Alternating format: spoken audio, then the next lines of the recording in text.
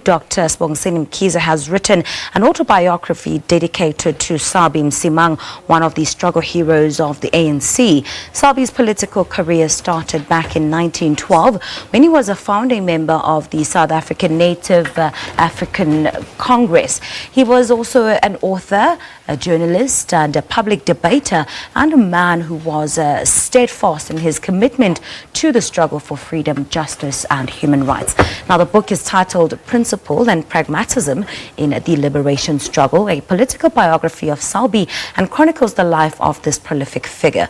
We're now joined in studio by author of the book, Sibongiseni Mkhize. Very good morning to you, and thank you so much for coming on the show this morning. Thank you very much for having me. Whenever we speak about struggle heroes, we know that there's certain names that will always come up. At the same time, there are those names that don't come up. Stories of people, men and women, who fought in the struggle for the freedom of this country, who are perhaps forgotten or their stories are not well documented. Is that the reason why you decided to embark on this book? Yes, it's partly the reason, but also it was part of my studies, because I come from Pietermaritzburg, and I just felt that the history of the area is neglected. And while I was doing my master's at the University of Natal, then I came across this person called Sabc, and when I tried to dig deeper, I actually realized that he did more than just being involved in the local struggles. When one talks about Sabc, it's actually the history of the struggle for liberation in the 20th century, because he was born in 1886, died in 1982, almost reached 100 years. And through all those years, he was actively involved. Tell us about his story. Bring us more into what you found out as you researched and you went deeper into trying to understand not just the work of the man, but perhaps even the character of the man and how he went about doing things. Well, I found him to be an incredibly versatile human being, because I think what you see when you read about him in my book is a person who was principled, a person who was pragmatic in terms of how he understood and interpreted politics, but also a person who had a deep love for ordinary human beings. He was not just an elitist human being. He loved to worry himself or to take care of the needs of the ordinary people, be it farm workers, people who have been dispossessed of the land, people who were going through all kinds of economic and social struggles. So I would see him more as a social activist than your ordinary political activist. How deeply did you have to go in terms of your research and trying to uncover and to dig up all that has now since been so beautifully put together in your book? Any undocumented sources that you spoke to? Did you know anyone that knew of him, that was still alive, that had shared some parts of his life with him? Oh yes, fortunately I did. Like I said, he lived for a very long time. If one were to look at from the period of the founding of the ANC in 1912 until 1982, being involved in the ANC, the Industrial and Commercial Workers Union in the 1920s, the Liberal Party in the 1950s, and Inkatha Yenkululeko Yesizwe in the 1970s. So there were people that were still alive that I was able to interview.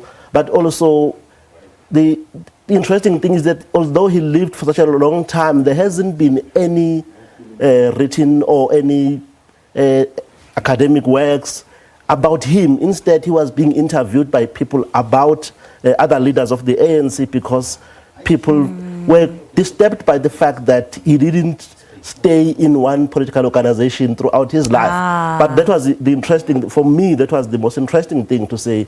Sabc's journey, it actually challenges our notion of a struggle hero, because he tells us that there are different layers of struggles, and the fact that he moved after 40 years from the ANC to the Liberal Party doesn't make him less of a struggle hero, because whatever he was fighting for, he was still fighting for the same cause, which is the liberation of the African people of this country. Absolutely. I find that so interesting because we see it even in recent times. It's almost as if, you can't cross to other political parties because the public, judges you so harshly. It's almost as if you're not loyal to a political party, you cannot serve the people. And that's completely untrue.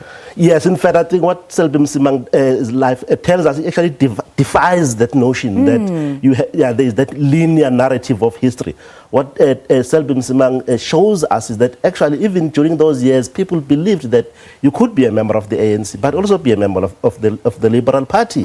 But also the challenge sometimes is that we look at our history and the actions and the choices of our liberation heroes from the lens of the 1980s and the 1990s, whereas the people of like Sabc Mkhize having joined Inkatha later in his life, that also should be problematized and contextualized, because during those years they believed that Inkatha was the continuation of the African National Congress, which was banned at the time. I know that you write a lot about South Africa and just what it looks like from different angles and perspectives.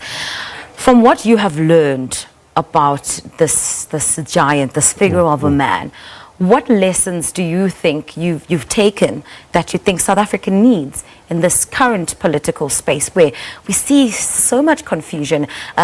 Take a look at what's happening in the Nelson Mandela Bay Metro. People not being able to access services because there's no sitting council, where it's almost like, our leaders seem to be distant from what's happening to people on the ground.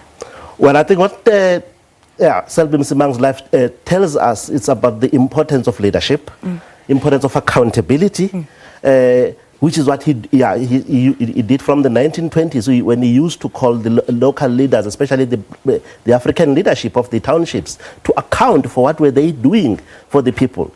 But also, he's a person, justice was very important in his life. Conflict resolution, that in the event of a conflict, you can't take the organization down with you. You have to be pragmatic enough, but also you have to be able to negotiate and find some kind of a settlement. So I think what we learn from him, like I said, the most important thing is accountability. You must be accountable as a leader. You must make sure that you have the people with you and make sure that you deliver in accordance with the promise. Dr. Mkhize, thank you so much for your insights and for coming on the show this morning. Thank you so much for this amazing book that you have written, and all the best with everything going forward. Thank you. That was Dr. Sibongiseni Mkhize speaking to us about the autobiography in the life and times of struggle stalwart and activist, as he's so aptly added, Sabc Mkhize, titled Principle and Pragmatism in the Liberation Struggle, a political biography. It's a book that is currently out now, so be sure to be on the lookout for that, because this man may have lived for close to 100 years in a different political space, but the lessons and his insights and his vision are still very much relevant in today's world, especially the South Africa that we see today. We're going to take a quick break to stay with us.